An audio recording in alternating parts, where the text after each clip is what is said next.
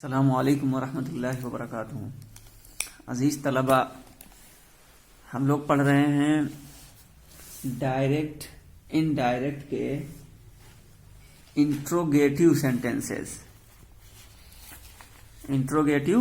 Sentences यानी सवालिया जुमले के बारे में। आइए देखते हैं दो तीन किताब की मदद से। इसमें किसी में कुछ बातें छूट गई हैं तो किसी से कुछ मिलती हैं। बहरहाल देखिए, सबसे पहले अपनी किताब निकालिए, सफ़ा नंबर 135 है सवालिया जुमले। ठीक है, सवालिया जुमलों में सेड को आस्क्ड या इंक्वायर्ड में बदल दिया जाता है। ठीक है, यानी जब आप डायरेक्ट से इनडायरेक्ट बनाने लगेंगे तो उस वक्त डायरेक्ट के अंदर जो रिपोर्टिंग वर्ब सेड होगा ना, उसे आस्क्ड या इंक्वायर्ड से बदल देंगे। किस में बदल देंगे? आस्क्ड या इंक्वायर्ड में बदल देंगे। किसको बदलेंगे? यानी डायरेक्ट के दो जुज होते हैं, डायरेक्ट स्पीच के दो जुज होते हैं। एक इन्वर्टेड कामाज में होता है, उसे रिपोर्टेड स्पीच कहते हैं, और एक इन्वर्टेड कामाज से बाहर होता है, उसे रिपोर्टिंग वर्ब कहते हैं। बात समझ में आई? उसे रिपोर्टिंग वर्ब कहते हैं। तो उसी के बारे में कह रहे हैं कि सवालिया जुमलों में यानी रिपोर्टिंग वर्ब जो कि सेड होता है उसको आस्क्ड या क्वायरल में बदल दिया जाता है। इनमें दैट का इस्तेमाल नहीं होता है और इनडायरेक्ट के आखिर में सवालिया निशान नहीं लगता है। ये इन्होंने बुनियादी बात बताई। अब कायदा बता रहे हैं। कायदा नंबर 10, अगर रिपोर्टेड स्पीच का पहला लफ्ज प्राइमरी या मॉडल ऑक्सिलरी वर्ब हो तो इफ या वेदर का इस्तेमाल किया जाता है। ये समझ पा रहे हो? मॉडल ऑक्सिलरी यानी आप ये समझ लीजिए कि सवालिया जुमले दो तरह के होते हैं। कितनी तरह के होते हैं? बोलिए। दो तरह के होते हैं सवालिया जुमले। एक वो है जो हेल्पिंग वर्ब जिसके शुरू में होता है। क्या होता है? हेल्पिंग वर्ब जिसके शुरू में होता है, यानी क्या, क्यों, कहां, कैसे। एक सवालिया जुमला ऐसा होता है जिसके शुरू में सवालिया क्या लफ्ज होता है, जैसे क्या, क्यों, कहां वगैरह। तो इसका जब आप बनाएंगे इंट्रोगेटिव तो हेल्पिंग वर्ब शुरू में लाते हैं। ठीक है, क्या लाते हैं? हेल्पिंग वर्ब शुरू में लाते हैं। और एक सवालिया होता है कि सवालिया लफ्ज जुमले के बीच में होता है, जैसे तुम कहां थे, तुम्हें कौन पढ़ा रहा था, तुम क्या खा रहे थे, तुम कब आए थे। तो देखिए, सवालिया लफ्ज बीच में जुमले के आ रहे हैं, तो ऐसी सूरत में उस सवालिया लफ्ज की अंग्रेजी लानी पड़ती है, फिर हेल्पिंग वर्ब लाते हैं, और फिर सब्जेक्ट लाते हैं, फिर और दीगर चीज लाते हैं। तो उसी के बारे में ये कह रहे हैं कि अगर रिपोर्टेड स्पीच का पहला लफ्ज प्राइमरी या मॉडल ऑक्सिलरी वर्ब हो तो इफ या वेदर का इस्तेमाल किया जाता है। किसकी जगह पे? दैट की जगह पे इफ या वेदर का इस्तेमाल किया जाता है। ऐसे जुमलों के उर्दू तर्जुमे में सबसे पहले क्या आता है, यानी वही बताया है कि उर्दू जुमला जो आपका होगा उसके शुरू में क्या आएगा, जहां पे मॉडल ऑक्सिलरी इस्तेमाल होगा या प्राइमरी। जैसे तुम क्या खाते हो, नहीं, जैसे क्या वो पढ़ रहा है। ठीक है, क्या वो पढ़ रहा है, क्या तुम घर जा रहे हो। तो यहां देखिए उर्दू जुमले में क्या लफ्ज आता है ना। तो मिसाल के तौर पर देखिए, Kabir said to Arif, are you going home. Kabir said to Arif, are you going home. Kabir ने आरिफ से कहा, क्या तुम घर जा रहे हो। देखो, आर यू गोइंग होम, क्या तुम घर जा रहे हो, उर्दू में क्या आया है शुरू में, उसी को बता रहे हैं कि ऐसे जुमलों में उर्दू तर्जुमे में सबसे पहले क्या आता है। अब कबीर क्या चीज? सफा नंबर 135 बताया तो हूं।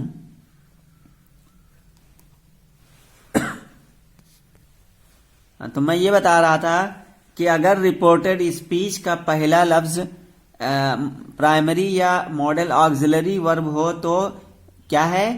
इफ या वेदर का इस्तेमाल किया जाता है। ऐसे जुमलों के उर्दू तर्जुमे में सबसे पहले क्या आता है, जैसे Kabir said to Arif, are you going home.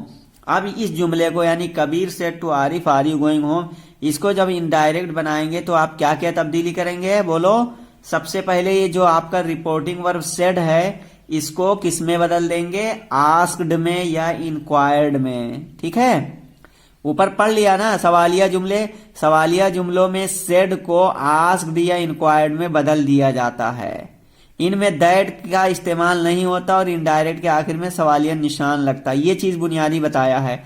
फिर नीचे दूसरा कायदा ये बता दिया था कि रिपोर्टेड स्पीच का पहला लफ्ज प्राइमरी या मॉडल ऑक्सिलरी वर्ब हो तो इफ या वेदर का इस्तेमाल किया जाता है। ऐसे जुमलों के उर्दू तर्जुमे में सबसे पहले क्या आता है, जैसे अब इस मिसाल से समझिए आप।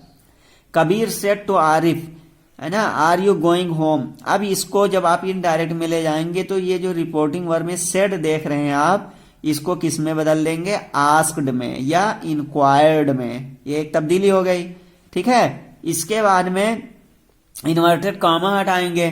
फिर दैट लाते थे आप ना, लेकिन यहां दैट की जगह पे इफ या वेदर लाएंगे। तो कबीर आस्क्ड आरिफ इफ। अब बाकी क्या करेंगे, तब्दीली ये करेंगे कि ये जो आपका इंट्रोगेटिव था इसको असर्टिव मूड में ले आएंगे। किस में ले आएंगे, असर्टिव मूड में लेकर चले आएंगे। यानी ये इंट्रोगेटिव जुमला था आर यू गोइंग होम, तो अब इसका अफर्मेटिव क्या बनेगा बताओ, असर्टिव जुमला यानी बयानिया जुमला क्या बनेगा, हाँ, you are going home, you are going home. तो अब यहां पे इफ ले आए, उसके बाद में यू आर गोइंग होम हो जाएगा, यू वर गोइंग होम, है ना। लेकिन अब यू जो जमीर है इसको बदलेंगे किसके हिसाब से, मफूल के हिसाब से। तो यहां आरिफ है और आरिफ ये आपका जमीर गायब में ही हो जाएगा, है ना, ठीक है। तो इफ ही हो गया, he was going home, if he was going home हो जाएगा। इसी तरीके से दूसरी मिसाल है, Fatima said to Fasiha can you solve this question. Fatima ने फसीहा से कहा क्या तुम ये सवाल हल कर सकती हो। अब देखिए इसकी जब इनडायरेक्ट बनाएंगे आप तो आस्क्ड, सेड को आस्क्ड में कर देंगे और इसके बाद में इन्वर्टेड कामा हटा करके दैट की जगह पे इफ ले आएंगे, है ना। फिर इसको can you solve this question को असर्टिव मूड में कर लेंगे, है ना, बयानिया मूड में कर लेंगे।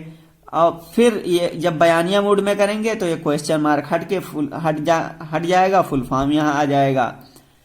ये हो गया नंबर 11। अगर रिपोर्टेड स्पीच का पहला लफ्ज वेन वेन वाई वट वगैरह में से कोई हो तो इनडायरेक्ट बनाते वक्त इफ वेदर या दैट का इस्तेमाल नहीं होता है, बल्कि दिए हुए सवालिया लफ्ज के ही इस्तेमाल से इनडायरेक्ट बनाई जाती है। जैसे ही said to me what are you doing. तो अब जब इसकी इनडायरेक्ट बनाएंगे तो इस जो सेड रिपोर्टिंग वर्ब है ये आस्क्ड में हो जाएगा, ही आस्क्ड मी।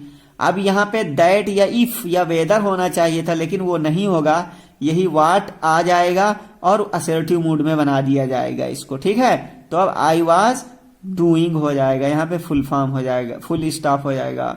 इसी तरह Basit said to me why did you do it.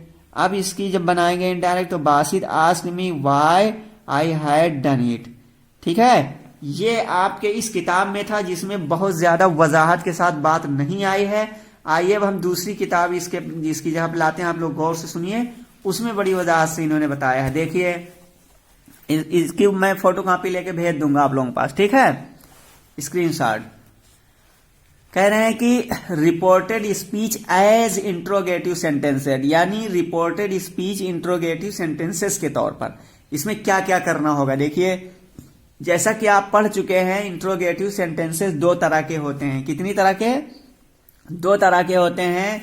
Number एक वो होता है जो हेल्पिंग वर्ब से शुरू होता है, यानी जिसके शुरू में, जिस उर्दू जुमले के शुरू में क्या लफ्ज हो तो जब उसकी अंग्रेजी बनाएंगे तो टेंस के हिसाब से, यानी अगर प्रेजेंट है तो उसका हेल्पिंग वर्ब लेकर के आएंगे, क्या लाएंगे, डू या डज लाएंगे। इसी तरीके से डिड लाएंगे या वाज या वर, हैड, है, कुछ भी लेकर के आएंगे शुरू में, यानी उसे हेल्पिंग वर्ब से एक बनता है क्वेश्चन मार्क। दूसरा है क्वेश्चन मार्क, क्या होता है, यानी सवालिया जुमला होता है कि जुमले के बीच में क्या लफ्ज होता है, जो क्वेश्चन वर्ड्स जिसे कहा जाता है। अब दोनों के कायदे अलग अलग हैं, ठीक है। अगर रिपोर्टेड स्पीच किसी हेल्पिंग वर्ब से शुरू हो तो इनडायरेक्ट बनाते वक्त ये तब्दीलियां करेंगे। गौर करिए, अगर रिपोर्टेड स्पीच किसी हेल्पिंग वर्ब से शुरू हो तो इनडायरेक्ट बनाते वक्त ये तब्दीलियां करेंगे। वो तब्दीली कौन है? नंबर 1, इन क्या है, रिपोर्टिंग वर्ब को आस्क्ड या इंक्वायर्ड से बदलेंगे। नंबर 1, रिपोर्टिंग वर्ब को आस्क्ड या इंक्वायर्ड से बदलेंगे। नंबर 2, टू हो तो उसे हटा देंगे। नंबर 3, इन्वर्टेड कामास को हटाकर इफ या वेदर लगाएंगे। ठीक है। नंबर 4, रिपोर्टेड स्पीच के सब्जेक्ट को वर्ब से पहले ला करके असर्टिव बना लेंगे। नंबर 4 क्या है? रिपोर्टेड स्पीच के सब्जेक्ट को वर्ब से पहले ला करके, यानी सब्जेक्ट से पहले अगर वर्ब है तो वो इंट्रोगेटिव हो जाता है, लेकिन जब पहले सब्जेक्ट को ले आएंगे उसके बाद में वर्ब को लाएंगे तो वो फिर असर्टिव हो जाएगा, यानी बयानिया जुमला हो जाएगा। तो रिपोर्टेड स्पीच के सब्जेक्ट को वर्ब से पहले ला करके असर्टिव बना लेंगे। और नंबर 5, क्वेश्चन मार्क हटाकर फुल स्टॉप लगाएंगे। ठीक है। तो ये 5 चीजें करेंगे। अब जैसे आई सेड टू यू, ठीक है, are you going to Delhi, तो अब जब इसको बनाएंगे आप इनडायरेक्ट, तो इसमें 5 चीजें देखेंगे। नंबर 1 क्या था? नंबर 1 ये था कि रिपोर्टेड स्पीच यानी किसी हेल्पिंग वर्ब से शुरू हो तो इनडायरेक्ट बनाते वक्त ये तब्दीलियां करेंगे। नंबर 1 क्या है? रिपोर्टिंग वर्ब को आस्क्ड या वेदर से बदल लेंगे।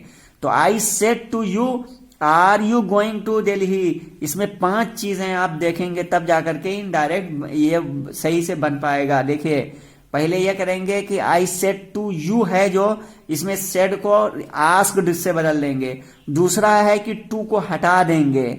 और तीसरा ये है कि इन्वर्टेड कामास को हटाकर इफ या वेदर लगाएंगे। ठीक है। और चौथा है कि आप रिपोर्टेड स्पीच के सब्जेक्ट को वर्ब से पहले लाकर असर्टिव बना लेंगे।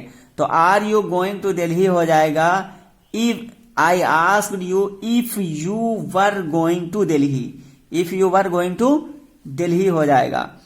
इसी तरीके से दूसरी मिसाल, ही सेड टू हर, उसने उससे कहा, will you not tell a story, क्या तुम एक कहानी नहीं बताओगे। तो अब इसकी बनाएंगे इनडायरेक्ट। सबसे पहले आस्क्ड को इंक्वायर्ड में बदल लेंगे। ही इंक्वायर्ड हर वेदर या if she would not tell a story. और रिपोर्टेड स्पीच के वर्ब को असर्टिव मूड में ले आएंगे। इंट्रोगेटिव का जो है उसे असर्टिव मूड में ले आएंगे। तो अजीज तलबा, ये इस तरीके से उसका कायदा है, यानी जो रिपोर्टेड स्पीच किसी हेल्पिंग वर्ब से शुरू हो। लेकिन अगर रिपोर्टेड स्पीच क्या है, क्वेश्चन वर्ड से हो, तो ऐसी सूरत में क्या करेंगे उसको देखिए। अगर रिपोर्टेड स्पीच किस्म सानी यानी क्वेश्चन वर्ड से शुरू हो तो रिपोर्टिंग क्लास यानी रिपोर्टिंग स्पीच और रिपोर्टेड स्पीच का रब्त क्वेश्चन वर्ड ही से होगा और कोई कंजक्शन नहीं आएगा, यानी दैट या इफ वेदर कुछ नहीं आएगा, बल्कि वही हु व्हाट वेयर व्हेन वगैरह जो है वही मान लिया जाए उसकी जगह। जैसे ही said to me how are you, उसने मुझसे कहा आप कैसे हैं। तो अब यहां देखिए, जब इनडायरेक्ट बनाएंगे तो सबसे पहले आप सेड को आस्क्ड में बदलेंगे, फिर टू हटा देंगे, फिर उसके बाद में हाउ आर यू था तो वही डायरेक्ट यहां उतार देंगे हाउ आई वाज। तो ये अजीज तलबा ये कायदा हुआ यानी क्वेश्चन वर्ड वाले का। फिर कायदा नंबर 5 बता रहे हैं कि रिपोर्टिंग वर्ब माजी में हो। हाँ, के बाद में बस यहीं पे ये खत्म हो गया इस किताब के हिसाब से। ठीक है। इसके बाद में एक दूसरी किताब में इससे और सहल करके बताया है, उसको भी मैं पढ़ के बता रहा हूं। फिर इसकी फोटोकॉपी में भेजूंगा, आप लोग गौर से इसको पढ़िए और समझने की कोशिश कीजिए। ठीक है, क्योंकि ये इस्तिफामिया वाला थोड़ा सा टफ है।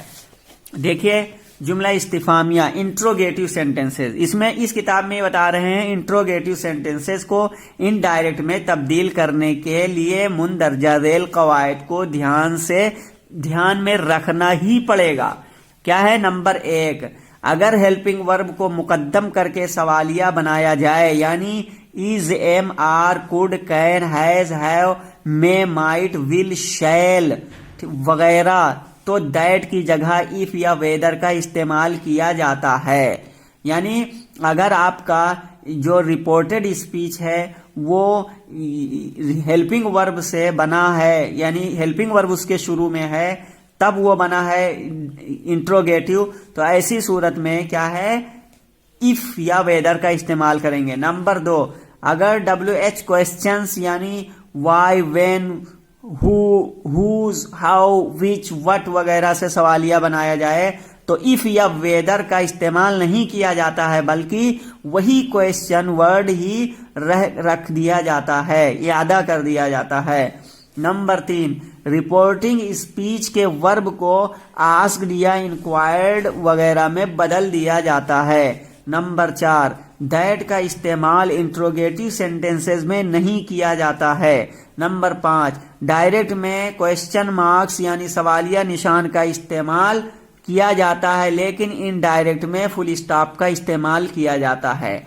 डायरेक्ट में तो होगा सवालिया का, लेकिन इनडायरेक्ट में उसका नहीं होगा, बल्कि फुल स्टॉप का होगा।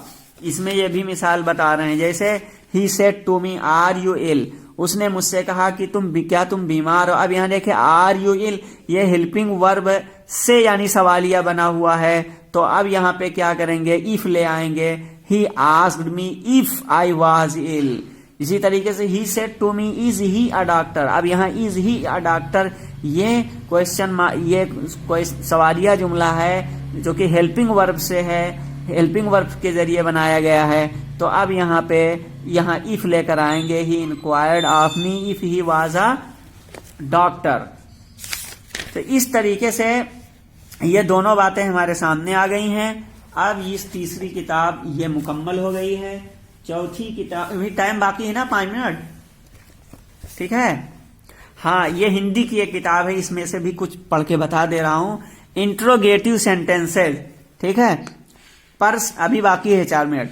प्रश्नवाचक वाक्य, इंट्रोगेटिव सेंटेंसेज 2 प्रकार के होते हैं। एक होता है फर्स्ट टाइप, वे वाक्य जिनके आरंभ में प्राइमरी या ऑक्सिलरी वर्ब होते हैं, जैसे are you a student, how have you done your work, will you go to Allahabad tomorrow, do you want to sleep, ठीक है। नाउ, तो इस सब में देखिए हेल्पिंग वर्ब से ये बना है। और फिर बता रहे हैं ऐसे वाक्यों के हिंदी अनुवाद में वाक्य के आरंभ में क्या शब्द सबसे पहले आता है। इन वाक्यों का उत्तर यस या नो में दिया जाता है, अतः इन वाक्यों को यस या नो आंसर टाइप क्वेश्चन भी कहा जाता है। दूसरा बता रहे हैं सेकंड टाइप, वे वाक्य जिनके आरंभ में कोई प्रश्न सूचक शब्द, question words, who, what, when, where, why, how लगा हो, जैसे हु इज ही, ठीक है, what is this, how are you, when will you go, where did he live. तो देखिए ऐसे वाक्य को why type, WH type question word questions कहते हैं। संकेत, प्रश्नवाचक वाक्यों के उपर्युक्त दोनों प्रकारों यानी टाइप्स को जानना आवश्यक है, क्योंकि प्रत्येक प्रकार के प्रश्नवाचक वाक्यों की इनडायरेक्ट बनाने की विधि यानी तरीका दूसरे प्रकार के प्रश्नवाचक की इनडायरेक्ट बनाने की विधि से मुख्तलिफ है, अलग है, ठीक है। तो इन दोनों को पहले आप जान लिए हैं, फिर इनका अलग है। फिर देखिए प्रश्नवाचक वाक्यों की इनडायरेक्ट बनाने के लिए आप क्या करेंगे, कॉमन रूल्स यानी सामान्य नियम निम्नलिखित हैं। क्या है, नंबर 1, रिपोर्टिंग वर्ब जो कि सेड को आस्क्ड में या इंक्वायर्ड में बदलेंगे। और नंबर 2 है प्रश्नवाचक वाक्यों में दैट कंजक्शन का प्रयोग नहीं किया जाता है। नंबर 3 ये है प्रोनाउन यानी सर्वनाम, वर्ब की क्रिया तथा निकटता सूचक शब्द और एडवर्ब वगैरह को, ठीक है, डेमोन्स्ट्रेटिव्स के परिवर्तन के लिए असर्टिव सेंटेंसेस, स्टेटमेंट्स अर्थात विधि सूचक वाक्यों से संबंधित नियमों का ही पालन किया जाता है। डी, इनडायरेक्ट स्पीच यानी रिपोर्टेड स्पीच, इनडायरेक्ट नरेशन के अंत में प्रश्न सूचक चिन्ह क्वेश्चन मार्क नहीं लगाया जाता है, ठीक है। तो ये इन्होंने बताया, तकरीबन सबके अलग अलग किताब में जो है सब बातें बता दी गई हैं। अब मैं स्क्रीनशॉट लेकर के उन सबको भेजूंगा और आप वहां पे पढ़ के फिर समझने की कोशिश कीजिए, ठीक है। ये समझ लीजिए बहुत अहम है, ठीक है। चलिए आज के लिए बस इतना ही, फिर मिलेंगे आपको अगली वीडियो में। अब इसका इम्परेटिव पढ़ा जाएगा। अस्सलाम वालेकुम वरहमतुल्लाहि वबरकातुहू।